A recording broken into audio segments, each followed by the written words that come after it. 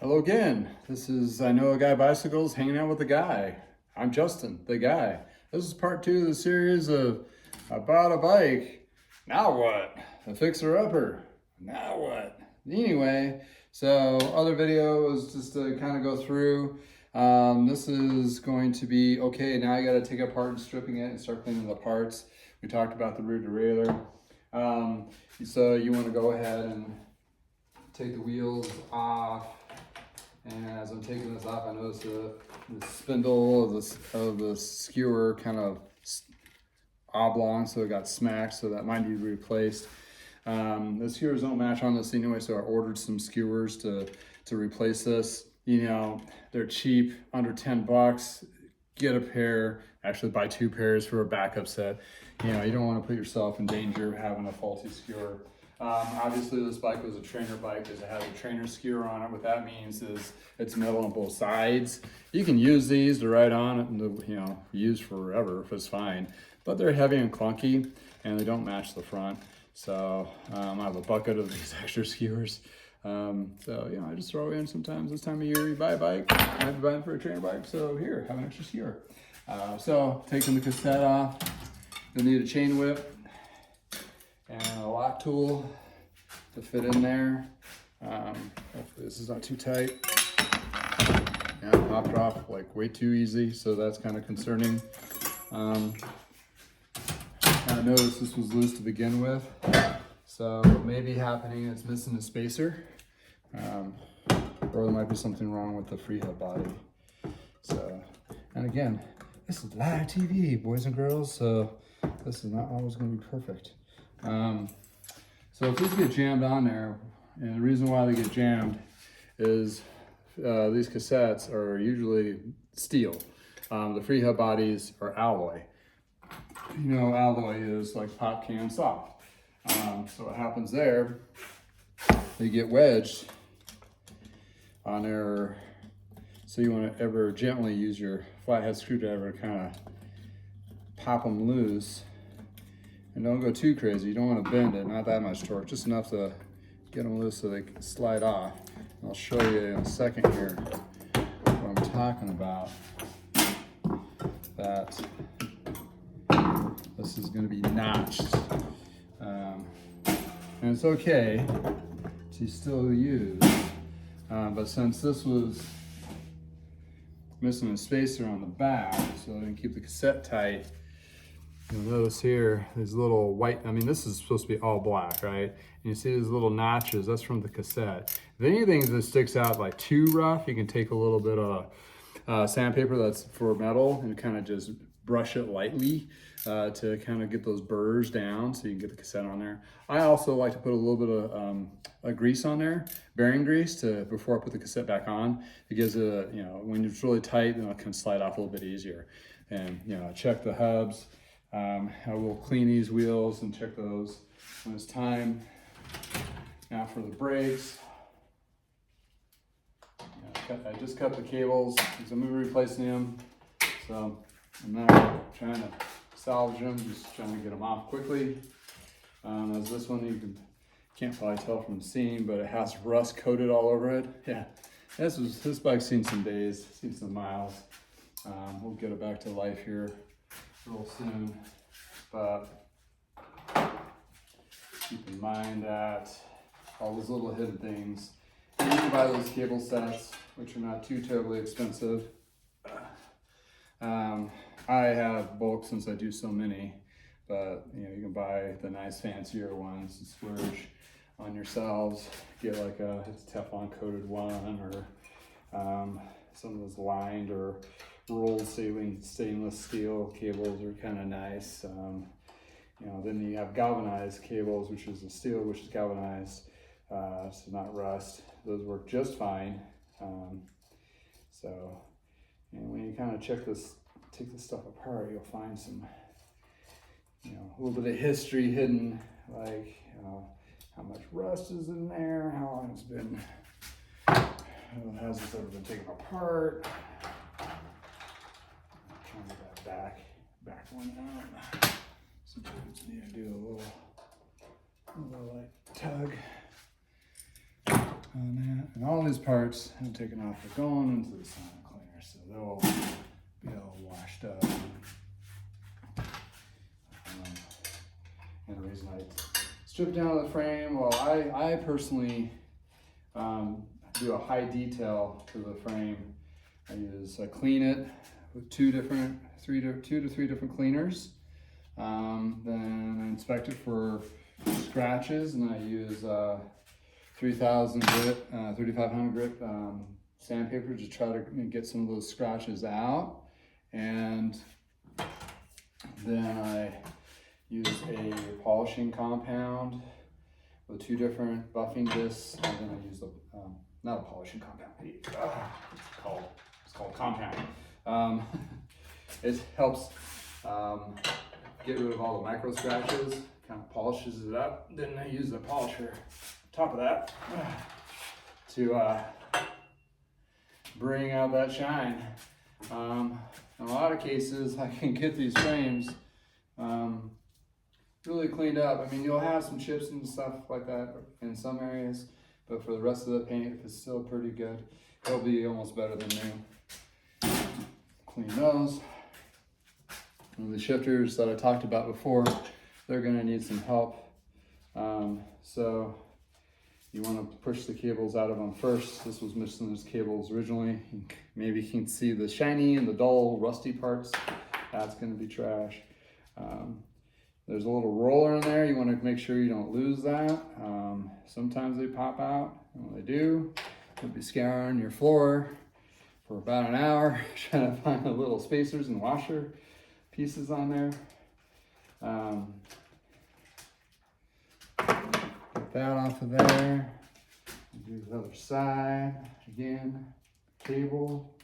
Oh, it's kind of really nice to boogered up in there.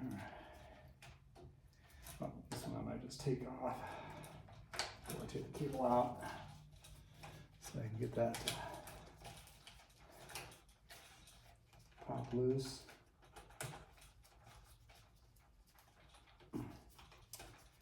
And sometimes we replace the take the bar tape off first, but for this demonstration, I'm doing it afterwards. Right away. So to pre-treat these shifters, specifically if they're sticky, there's White Lightning as an industry standard. I use something a little more aggressive, and you definitely don't want to get on your skin or inhale it, which is carburetor cleaner. And I give it a couple good little squirts, and that helps kind of help break some of that stuff down before I put it in the sonic cleaner. And knowing that the right shifter on this was all kind of messed up, let's see if we can get that to come back to life. Sonic cleaner, the carb cleaner is probably not going to take care of that. So prop these open so the sonic cleaner can get in there. I don't know if it does or not any differently, but I still do it regardless. And then these particular crank arms have like self-extracting bolts on them, so you don't need a second tool, but you do need a nice Allen wrench to pull these off. Like so.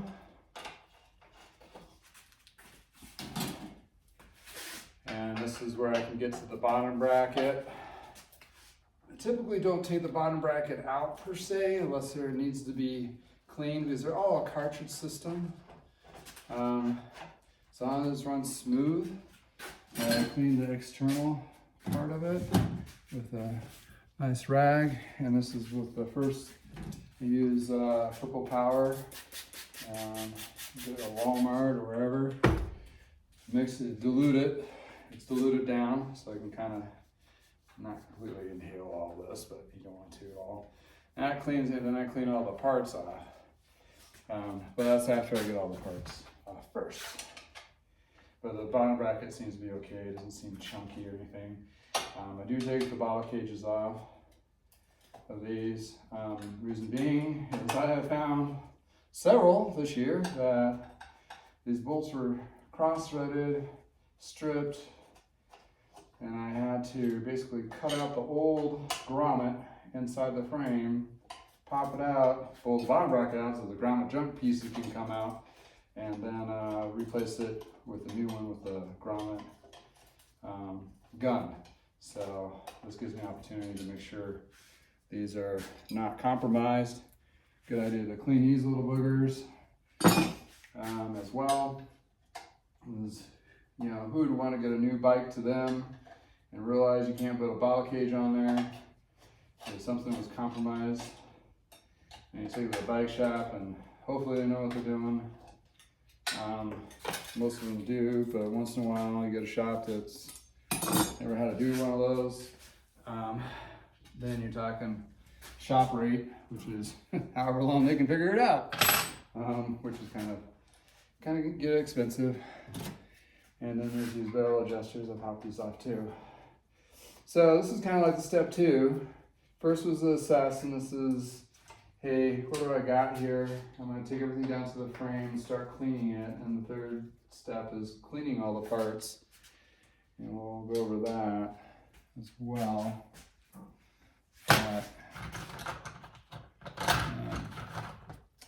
So when I need to pry stuff off or lightly pry stuff off of a frame, I use a tire lever, which is nylon, which doesn't scratch. I don't use like a screwdriver or so forth. These usually get wedged on there.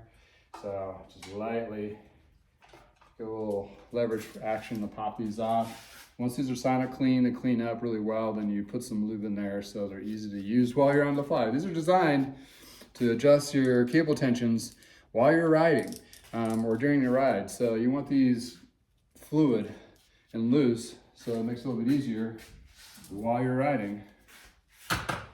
Okay, so there we go. Bar tape, you know, if I know I'm going to be getting rid of it, well, this is already torn off. Just unravel it. You get some sticky bar tape that doesn't want to come off. Sometimes if you put some tension on it as you're taking it off, pulling it, will kind of release that a little bit. Make it a little bit easier to come off. Because some of the tapes, especially as older, will have a gunk on it or a sticky adhesive, which is really hard to get off. And if it doesn't come off and it just tears, if you have an opportunity of using just a small torch, you use a torch to burn off, but I suggest doing it outside so you don't first inhale those smell of burn of plastic. But that's the easier way to get rid of it. This is loose too. And I try to take off all this tape off the bars just to start off clean so you don't have any gunky buildup underneath it. You know, I don't obsessively clean it and polish it by any means, but at least get the old tape off, and especially since I'm replacing the cable, I'm going to need to take that off anyway. So that's what I do on that starting to tear. So I keep my handy razor blade close by to get my start. And this is where I was talking about where it kind of catches. And add a little tension on that, pulls right off sometimes. Famous last words. And while it's in the state, this is really floppy. So if you move this around, it'll bang into there. So you want to make sure to be careful of that when you move it around. Because I'll be jostling this frame all over the place to polish it up.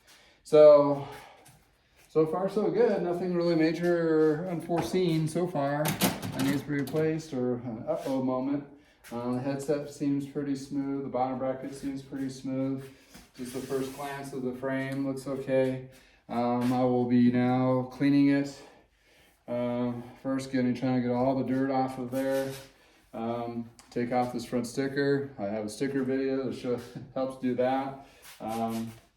Try to get preserve the decals that are already on there. This does have some wear spots, but in total with the buffing of the frame and cleaning it and the cleaning the parts, when we get that stage, then we're ready to put it all back together. So here we are, phase 2 done. On to number 3. Well, anyway, thank you for spending some time with me. I know this one's a little bit longer, but hey, just a little good idea of stripping it down, getting down to the frame so you can really get into those parts to inspect it. It'll save you a lot of headache down the road if there's some mysteries that need to be addressed. So thank you again for spending some time. Until next time, thanks for being here.